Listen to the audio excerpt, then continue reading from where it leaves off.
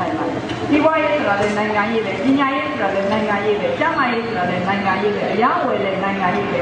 လမ်းသွားလမ်းလာလည်းနိုင်ငံရေးပဲအဲ့တော့နိုင်ငံရေးစိတ်ဓာတ်ဆိုတာအမြဲတမ်းရှင်းပန်းနေလို့ပြောပါတယ်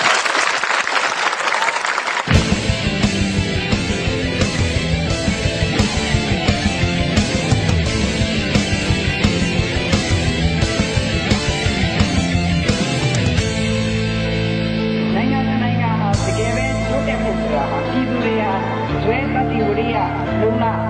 စိတ်ခိုင်မြဲမှုဒီဟာတွေအားလုံးရှိဖို့လိုပါတယ်။အဲ့ဒီလိုပြည်သူတွေရှိတဲ့နိုင်ငံသားတွေတိုးတက်နိုင်ပါတယ်။မပြေရဲ့သမီးသားနီရာဇဝင်မကိုချိုးလောက်ပြီးပြည်သူတွေအားထားယုံကြည်အများချစ်တဲ့အောင်ဆန်းစုကြည်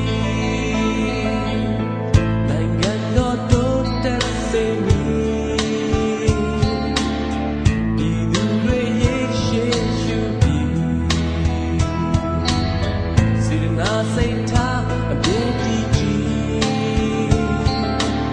အများချစ်တဲ့အောင်ဆန်း